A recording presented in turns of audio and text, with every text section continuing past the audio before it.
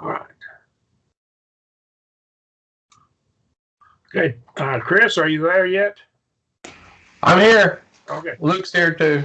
All right, we're going to go ahead and start then. This, if you have the old copy of the book, the first edition, this is the chapter 1 of the second edition. It's not in the first edition. We'll spend 2 or 3 nights going through how I developed the flood model. I also have, if you looked at the book, I have an additional chapter at the end as well. That's on health, how the health of man was affected by the flood. Then I'm writing another chapter, which I'll be working on. I've already started working on it, and I'll try to get it in as soon as I can. And it'll be right at the end of the book. But it will be the scientific method and applying it to my flood model, okay? So that will be what I'll be doing there. But that'll be, I won't need to have it finished for quite some time. Now, what I'm going to be doing in the class, you'll have the book. I will be working on the book, and if it's later chapters, I won't send you a copy of it. But if it's anything to do with your materials that you're studying right now, I will update it. If I've updated, I'll send you a new copy. Any questions there? My advice to you would be to write this new copy over the old copy, just so you won't have to be looking at the old copy. All right. Now, in the book, let me go to the book and you'll see a couple of things. So I'll get into the book. The book right here.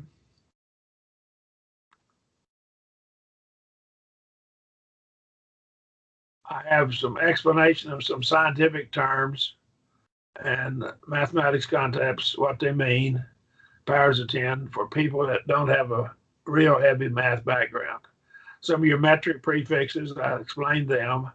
I only explain the ones that are used in the book. I don't worry about the other prefixes. I point out also that the word billion means something different in other parts of the world than it does in America. So we have that explanation here. That's in your preface. Then the table of contents, it's new if you have the old book. There's your development of the Fox flood model. The page numbers here are correct, the first 2 chapters, but I'm reworking stuff, so I'll have to put more page numbers in. I'll do them as I go on the fly. And factors affecting health, man, it should be man's health. I'll probably change that. Scientific method, references, glossary of terms, scripture index. Scripture index is not correct because all the pages are skewed because I added chapter. So it's not correct. I'll have to do that at the end of the book. Now, we go through here. I have added some to that. I'm going to scan through right quick and let you see. Oh, right there. See right there? Everyone see that in red? What that is, in the first edition, this had page 4 rather. Well, because I added a chapter, page 4 won't be right. So I highlighted in red so that's to tell me to be sure and edit that before I put the book out. Does that make sense? So, but I'm not going to be changing all that because I'm going to be probably messing with the pages in the book a little bit. So you'll see that in the book from time to time. Just ignore it. That is from the first edition of the book. You'll see red from time to time. Right there's another one. That tells me be sure and edit that before you put the book out. So that's kind of to me. All right. Any questions there about what's going on? Okay. We'll go back over here to this and we'll put this back up. Okay. Now then, if there are no questions, I'm going to move on into what we're doing here. I don't want you letting this book out to other people until we finish it, because I don't want copies that are in the process of being edited out there flying around all over the world. Does that make sense? Whenever we finish the book, you may give it to other people at that time. No problem. I just don't want it done now. Please don't give it to other people. Okay.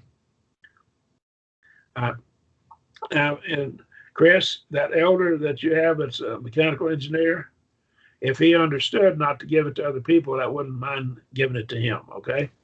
Okay. But be sure he understands, don't give it to other people because, and he'll get a copy of it when it gets finished. Okay. So, but he could have it. I would covet his feedback, okay? All right. I'd love to have it, okay? So he would be good to have it. All right. Parameters.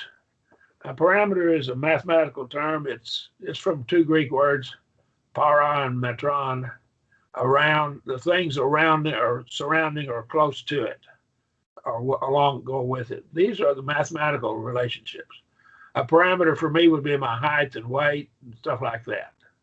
Now, whenever we're dealing with how to develop a flood model, a model to explain the flood, we have to deal with questions of epistemology. Now, that's a big fancy word for meaning how you know things. That's from philosophy. How do you know anything? And of course, that's what we're dealing with. We're dealing with how we know, and we have to figure out how we're going to draw the answers, draw conclusions to how this flood occurred. And so if we're going to use the Bible, and my starting point is going to be the Bible, because I take it as inerrant, and I take science to be tentative. And some scientific things are more tentative than others, okay? But we have to then deal with questions of hermeneutics. How do we interpret the Bible? And of course, then the next step is going to be we're going to use the scientific method. How do we solve a problem? Or how do we deal with the scientific method to determine answers to things? Any questions? Now, when we're doing this, we have different kinds of truth. And I want you to be very careful you understand what I'm saying. There is absolute truth. There are things that are absolutely true, and then there are things that are tentative. I think they're true. The evidence points that way, but I'm not absolutely certain. Okay? So what we have here is we have what I call absolute truth and tentative truth. Now, we're going to rank the truth by the degree of certainty by which it is known. And so we obviously, if you're doing that, and truth is of different rankings of different certainty, you'd want to deal with the most certain information you had first and use it first to set some of your parameters or guidelines. Does that make sense? Anybody got a question about that? Okay. All right. We know by our senses, and this is called empirical knowledge. So empirical is what you know from your experience. So it's sometimes called experiential. And science is experiential or empirical knowledge. You have to experience it in order for it to be true science, to apply the scientific method. Now, we also know by reasoning, we can reason things. And I'll show you some simple reasoning problems. And that would include such things as mathematics. Logic fits in this category, and mathematics is, to a certain extent, a branch of logic. Until recent times, the last couple of 100 years, the philosophy department taught the mathematics, in case you didn't know that, but they did. So if you look at some of the great philosophers of, say, 1600, they also were mathematicians. And so they taught, the philosophy department taught math. We know by evaluation of evidence. Now that's where faith comes in. So we have to define what faith is. But it's when you have to evaluate evidence. That's what faith is. Now the New Testament in 2 Corinthians 5:7 tells us we walk by faith, not by sight. So there's a contrast here. If you're walking by faith, you're not walking by sight. If you're walking by sight, you're not walking by faith. Obviously, these are exclusive. Now, the word or, and in this case here, it would be not, probably neither walk. It would more like fit like the word nor for us, but not by sight. So walking by faith and sight are two different ways of walking. The word walk is frequently used in the Bible to refer to how we live. That seems to be how it's being used here, not physical act of walking. Sight is probably put by way of synecdoche for all of our senses: seeing, hearing, smelling, tasting, and touching. Now, we talk about our 5 senses, but in reality, we have 6 senses if you take your sense of balance. Now then, your senses of hearing and seeing are pretty, you can see color and shapes and other things too. You subdivide it. Smelling, you can smell different smells. And when you talk about the sense of smell, we have different sensors to sense different kinds of smells. Tasting, we can taste sweet, bitter, and sour, and so forth. And so there's several different sub sensors in our body to taste the different things. Now, touching, we have the sense of pressure, heat and cold, and we have sense of pain, and so we have several different subs there. But I'm just going to talk about 5 senses. Everyone understand? I know they can be subdivided, but I'm going to speak of 5 senses. I'm going to leave out the sense of balance, although it's technically a sense, right? So usually when people say a 6th sense, they think of this, you're reading people's minds and stuff, clairvoyant, which I don't buy, okay? Any questions? All right. All scientific knowledge is empirical knowledge. It's based upon experience. Now, let's digress just a moment. If that's the case, you have to experience it for it to be true science. Can science tell us about the origin of the universe? The answer is no. They can't. Can science tell us whether there was a flood or not? The answer is no, because they don't experience it. They can look at evidence, say, so, but if evidence is the same as faith, then what it boils down to is their system of explaining things is based upon faith, their evaluation of evidence. And which has the better evidence? That's our question. Now then, that's the problem. What has happened to us, and let's go on a little further, is science is tentative knowledge. It's not knowledge that you can be absolutely certain of. There are different degrees of certainty. You can get scientific knowledge that's up around 99.9999999% probably true. And at that point, you're only an idiot if you reject it, okay? You're an idiot if you reject it. But what we're still dealing with high degrees of probability. And we fly in airplanes based upon those high degrees of probability. We get there and back. Now, let's look at a book. Now, this is cited in your book, and so you can get the references here. A man named Medawar, Medawar.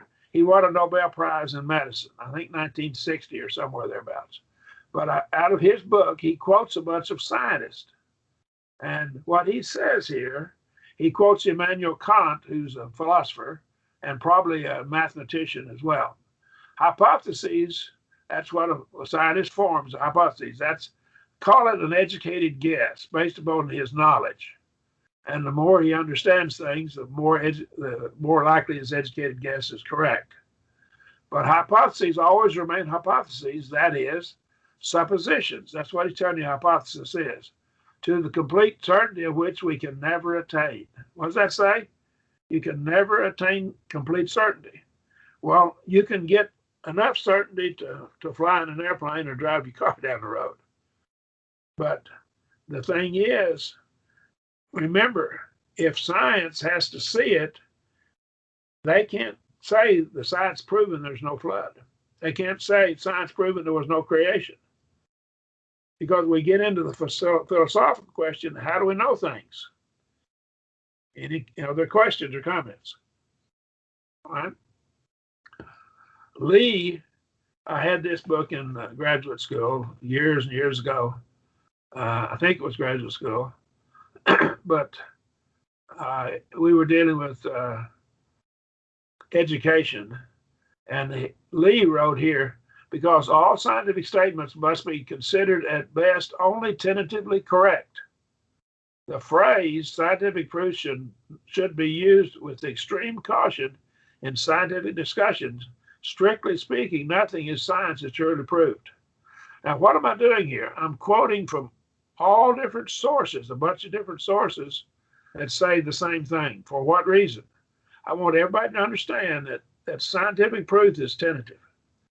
Sometimes it gets so probably the probability gets so high that we can say it is true. We treat it as if it's true, and we operate upon it, the truth of it. And I believe that Jesus wanted us to. I think God wants us to think that way. But we need to see strong evidence for it. Okay? Now, this is from the American Journal of Physics, and again, I cited here. There was no author on this. It was a committee that wrote it. So it was an article that was written and put out by a committee, not just one person, which makes it even stronger. But they said no scientific theory, no matter how strongly supported by available evidence, is final and unchallengeable. Any good theory is always exposed to the possibility of being overthrown by new observational evidence. Isn't that interesting? And now I'm not trying to get you to not believe science. Science is very helpful to us. I believe science is very useful. But I'm just telling you, we're dealing with three different ways of knowing things. By empirical means, by the senses, that's science. By reasoning, we're going to talk about that in a minute. And by faith, by evidence. And I conclude that science is tentative. Sometimes it's very highly probable. And so the probability is so high we treat it as if it's true. And then we got logic or reasoning in mathematics. You can have a perfectly good mathematical formula and put the wrong data into it and get what kind of an answer. What's the old saying in computers? Garbage in what? Garbage out, right? Does that make sense? So the logic in mathematics is only as accurate as the data you put into it. You put the wrong data in, you get a problem. All right? So that happens. Now, faith, and I argue that faith is knowing things by evidence. And I argue that faith based on the Bible is certain, that we have a certainty of it. Here's Copy, and it's a logic book. Now, so I've quoted from a high-powered physics journal, quoted from an education source, and then I quoted from a book written by a series of different scientists in different disciplines. And now we're quoting from a logic book. Few propositions of science are directly verifiable as true. In fact, none of the important ones are. This is Copy's logic book. In fact, none of the important ones are. Notice that here. Every explanation in science is put forward tentatively and provisionally. Any proposed explanation regarded as a mere hypothesis, more or less probable on the basis of the available facts and relevant evidence. The probability, I say, sometimes gets up to virtually 100%. And I treat that kind of information as if it's true. All right? And on the available facts and relevant evidence. The vocabulary of hypothesis, theory, and law is unfortunate, since it obscures the important fact that all of the general propositions of science are regarded as hypotheses and never dogmas. Any questions? Comments? Now, Copy goes on and says, as a hypothesis, the question of its truth or falsehood is open. There's continual search for more and more evidence to decide the question. That's what science should be about, looking at the evidence, honestly examining it, making a decision based on evidence. The term evidence is used here refers ultimately to experience.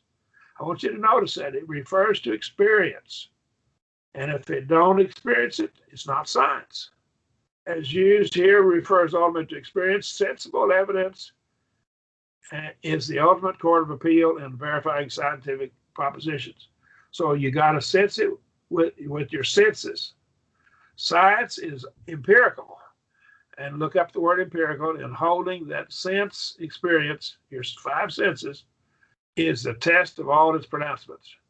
Consequently, it is of the essence of scientific proposition that is to be capable of being tested by observation.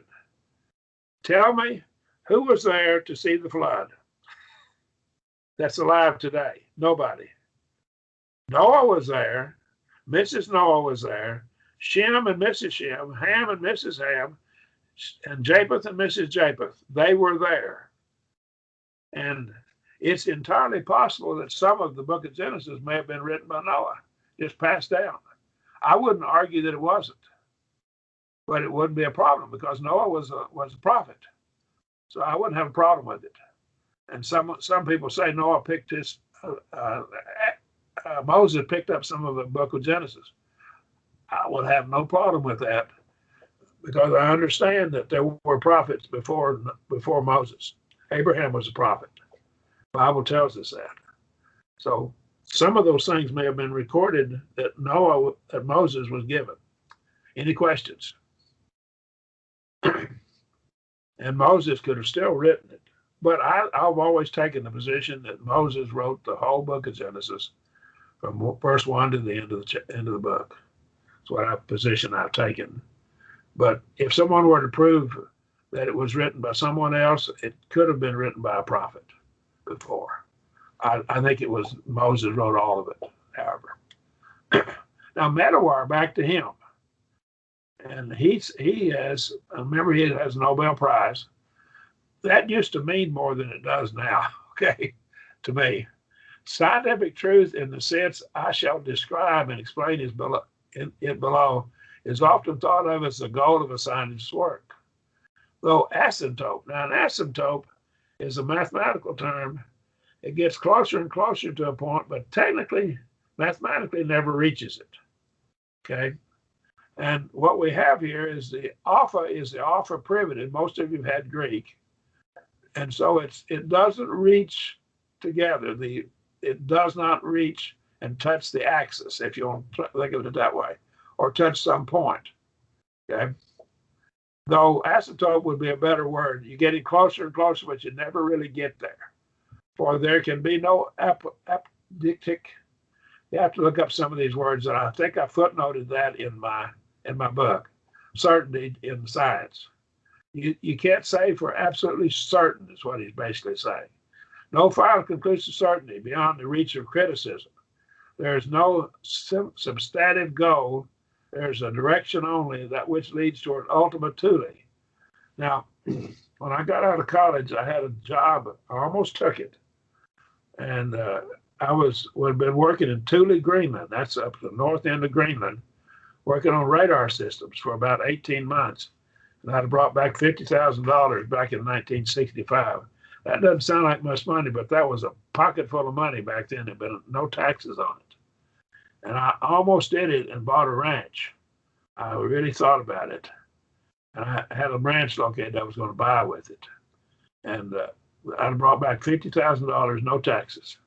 Could have bought it and put cattle on it. I wouldn't be preaching today, however. So I'd probably be just working in the church out there in western Oklahoma, out on the old prairie land. But it didn't happen anyhow. But Thule is the north, Ultima, the ultimate end of the world, see? The asymptote of the scientific endeavors is truth, the truth.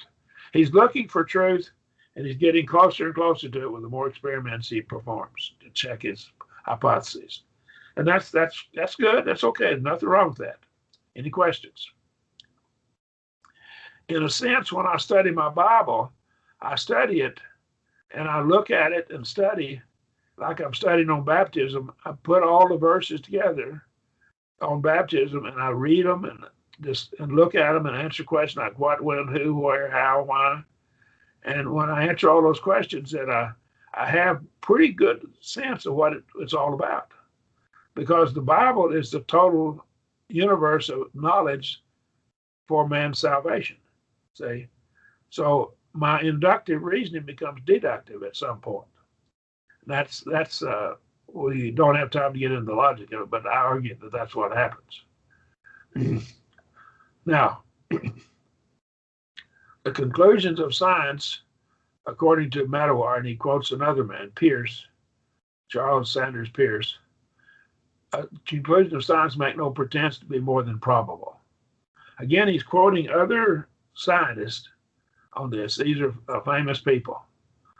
So we must not, if science is tentative knowledge and the Bible is absolute truth, and I'm going to argue it is, I'll give my arguments later. If the Bible is absolute truth and the science is tentative, which one should trump or veto? Which one should override the other one? Help me out, somebody. Bible. The absolute truth, the Bible. Does everyone agree? See what I'm saying? That's my argument for showing how I started with my flood model. That's how I did it.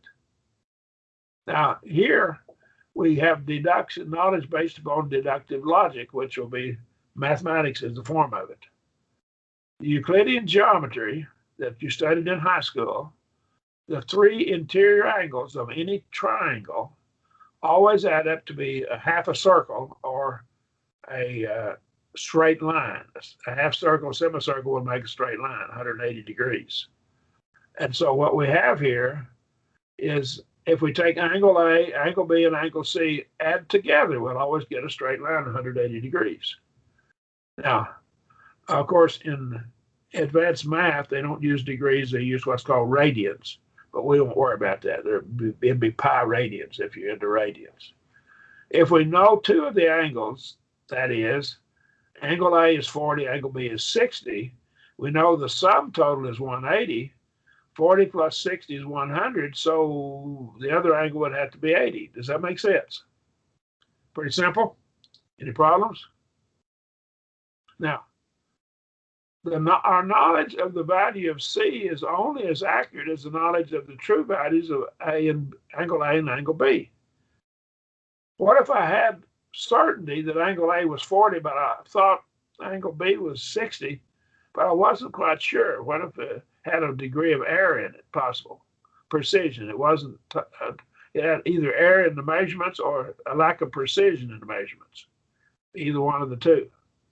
Well, if my precision was within 1 degree, and I knew exactly angle A is 40, but I had a precision of plus or minus 1 degree on the 60, I could only say my angle is between what? 79 and 81. Would you agree?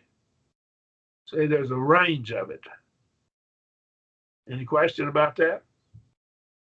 So it's only as accurate as the information you put into it.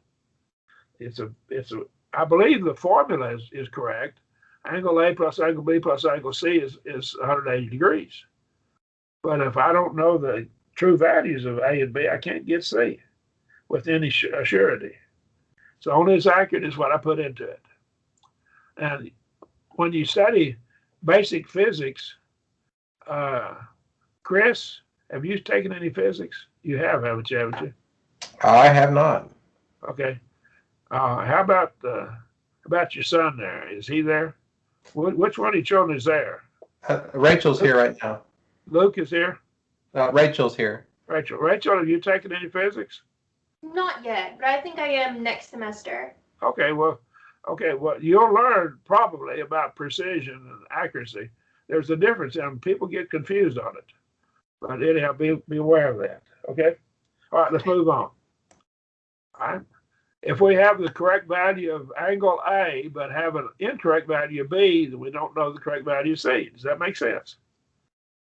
All right. We do not derive new truth from logic or from mathematics. What we do is we see old truth that was hidden from us, okay? That's what we see with logic and with mathematics. We're using logic here primarily, okay? It should be evident that a knowledge of the value of C is only as accurate as our knowledge of true values of A and B, angles A and B. Questions or comments? Knowledge derived from deductive reasoning, therefore, is only as certain as information we use in our reasoning. So, if the information used in the reasoning, including mathematics, is certain. The resulting conclusion is certain. But it's only as certain as the degree of certainty we had in what we put into the equations or the logical arguments. If the information used in the reasoning is uncertain, our conclusion is uncertain. We're not certain of it. Okay? Are there questions, comments? Now let's look at faith. Faith. We've dealt with empirical knowledge, that's science. We dealt with reasoning, that's logic and mathematics. Now we're dealing with faith. Now the problem we run into is people that are religious have allowed non-believers to improperly define faith. And we find people, even in the Lord's church, that use the word faith wrong. They don't have an understanding of what it actually means. Hebrews 11:1 says, now faith is assurance. See that word assurance? Of things hoped for, a conviction of things not seen. That's the American Standard. The King James reads a little differently, but together, I think you put them both together and you can see a real clear picture. Now, faith is a substance of things hoped for. So we go back to American Standard, the assurance. In other words, there has to be some substantive evidence, some substance to it for it to be faith. And he says the conviction of things not seen, the evidence of things not seen. Now, wait a second. In a court, you would convict people based upon what? Evidence. See? So we see that faith is based upon substantive evidence. There's substance to it. Now, let's look further with it. Elenko, the Greek word that's found here, is translated evidence, is a much more pregnant word. That means it's full of meaning. It means to rebuke another with the truth so the person confesses or at least is convicted of his sin. He cites Job 5:17 and Proverbs 19:25. This is also the case in Juristic Greek. That is in Juristic Greek, where elenko is more, not merely to reply to, but to refute an opponent. You absolutely refute his position. So these are the words that are translated evidence in the King James Version. That's the word. That doesn't sound like it's something that you're not certain about. That sounds pretty certain to me. But this Greek word, the writer of Hebrews is telling us that faith is certain. But English-speaking people do not know the biblical definition of the word faith. Let me illustrate this. We see in various dictionaries from time to time that baptism is defined as sprinkling or pouring. But the Greek word doesn't mean that at all. It means to dip and to immerse. That's what it means. And so what we have here is our English word dictionary defines words as they're commonly used by the people of our time. Doesn't go back to what it really meant. It only deals with how people are using the word today. Well, they're using the word faith wrong. And the atheists love to hear it so. Why? Because they say faith is something you're just not sure about. You just think it's true. It's pie in the sky. That's not how the Bible defines it. All right? Most English-speaking people use it as a synonym for think, or I'm not certain. I'm just not certain about it. Oh, I think that's true, but I'm not sure. I believe it's true, but I'm not sure. It's what they say. And they use it wrong. And I hear members of the church use it wrong, too. We need to get that out of our vocabulary.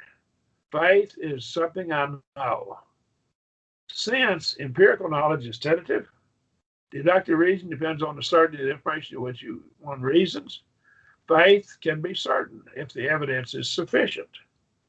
Now, you have to understand there needs to be sufficient evidence for it to be certain. If faith cannot be certain, we must be agnostics. Why? What's an agnostic? It's from the word gnostic or gnosis, and that is to know. So he says, I don't know. The A is the alpha privative, meaning un. So he says, I don't know. Well, now, wait a second now. We've said we know things by our empirical knowledge. I got to watch my clock here. All right. We know by empirical knowledge, and we know by reasoning and mathematics, and we know by evidence. So, is there any other way we can know things? I've not read anywhere where anybody theorized another way of knowing things. Now, some may claim that we have within us instincts. That may be a fourth way of knowing things, but they don't use that at all normally to say we know things by instincts. That's not used. So what we run into is, how do I know about the origin of the earth? How do I know whether the flood occurred? How do I know whether man was created or not? Science can't tell me because they can't observe it. Why do you think they're sending billion-dollar probes to Mars merely to test to see if they can find living organisms there? They're spending billions of dollars. Why? They want some evidence to support their claim that man evolved. So deductive reasoning depends upon the certainty, so we can't know with it. And so if we don't know for certain with faith, because we can't know for certain with science or deductive reasonings, then we can't be certain of anything. You can't even be sure that you're alive. You can't be sure of anything. And we all wind up being a bunch of agnostics, a bunch of skeptics. It's just weird. People have given up. Now, our society has worshiped science so much that it answers all of our questions. And so what they say is, well, that's just faith. You can't believe that. And they misdefine faith. And we've let them do it. And many Christians have been involved in letting them do it. I speak out against it. All right. Now, let's use our logical conclusion here now. When we do this, if empirical knowledge is tentative, deductive reason depends upon the certainty of the information used, then we cannot know anything with certainty if knowledge from evidence is not certain. I sat in a doctoral level philosophy of education class, and the professor said there are no correct answers to any of the questions. I'm a smart aleck. I said, does that mean that, I raised my hand and said, does that mean that we won't, our answers on our test question will all be right? And then someone said, no, that means they'll all be wrong. So, because you can't say. If there are no correct answers to any question, how can you check it right or wrong on a test? It becomes ludicrous, just plumb ridiculous. Okay? All right. This argument assumes there's not a fourth way of knowing things, and I've never heard of a fourth way. All right. Since faith is absolute truth, it's irrational to allow scientific knowledge, tentative knowledge, to trump, veto, or nullify or set aside our knowledge derived from the scriptures, what we know by faith. So I'm arguing faith is absolute truth. All the other ways are tentative. And so I'm going to let what I know from the scriptures override anything from any other source. That's where I began, with my flood model. Are there questions about that? Any comments? Okay. Therefore, I'm going to start with the scriptures, set the parameters for our study of the flood. That's where I'll start. Information derived from faith, by faith, from the scriptures about the flood. We're going to look at some information. We're going to look at facts of nature that must be used to develop a sound flood model. What we can see with our eyes and actually see here on the earth and with our senses. We can see it here. So we'll be looking at some of those. For instance, Genesis 8:21 says there was a curse of the ground that was related to the flood. So whenever we get to the end of the hour, we will stop. We'll just stop in the middle of it. And Yahweh smelled the sweet savor, And Jehovah said in his heart, I will not again curse the ground any more for man's sake, for that the imagination of man's heart is evil from his youth, neither will I again smite anymore everything living as I have done. So what he's saying is, there was a curse of the ground at the time of the flood, or at least related to the flood. I say it was time of the flood. The flood brought a curse to the ground. So we need to look for something that would curse the ground. And we'll be delving into this. So our flood model should find that the ground is in some way cursed. Okay? So a good flood model will find that. All right? Now, the Bible says how long it rained. According to the scriptures, for yet 7 days, Genesis 7:4, and I will cause it to rain upon the earth 40 days and 40 nights. And every living thing that I have made will I destroy from off the face of the ground. So it says it's going to rain how many days and nights? Someone answer me. 40. 40 days. And Genesis 7:12 says the rain was upon the earth 40 days and 40 nights.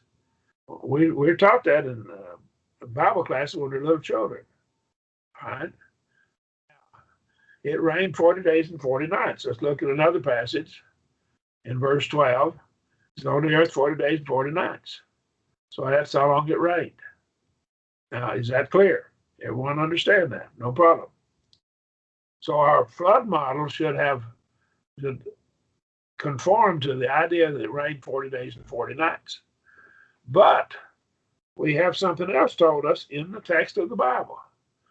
The fountains of the deep were breaking up for 150 days. Genesis 7:11 and 8:1-3. The 600th year of Noah's life, and the second month, the 17th day of the month, on the same day were all the fountains of the deep, great deep broken up, and windows of heaven were opened. So now we run in here, there's something called the fountains of the deep. There's something called the windows of heaven. Now then, we got a question. Is this windows of heaven the same as the 40 days of rain? Some people think it is. Most people do. I don't. And I'll show you why as we develop this. So we have another thing that I don't put in here in this. I need to add it to it.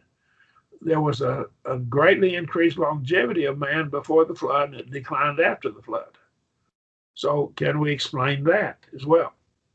But right here, there was the fountains of the deep, and the second month, 17th day, and so that's when the fountains of the deep broken up, the windows of heaven were opened. Let's look here. Our third one now is in chapter 8, verse 1.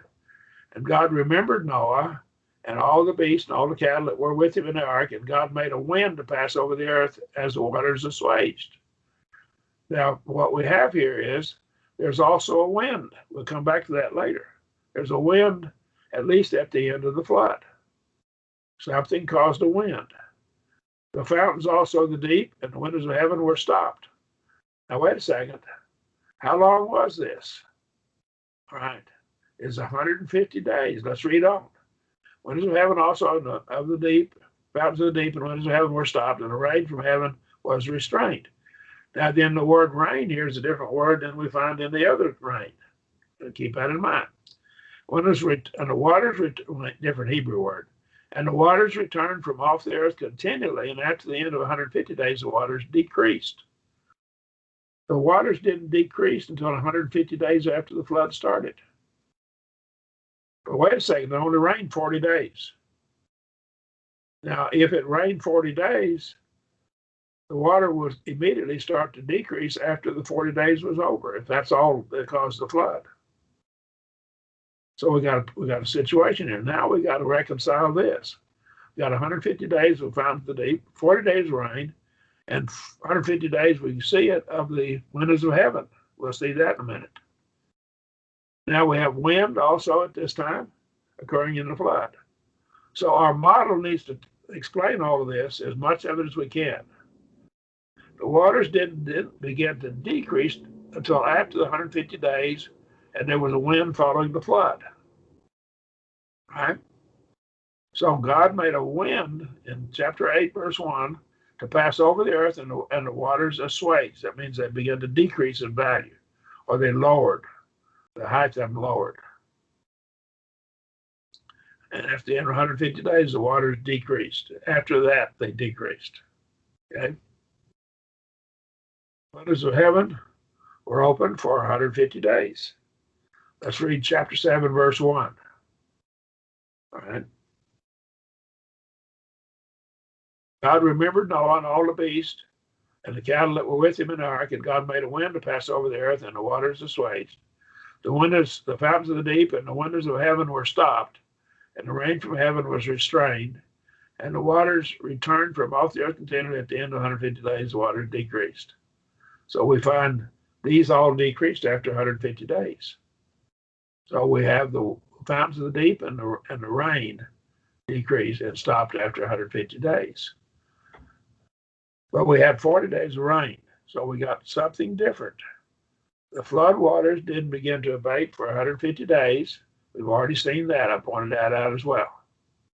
And remember, there's a wind 150 days after the flood started. Now, look at this. And we're getting close to the end of the class. About 6 more minutes, we'll quit.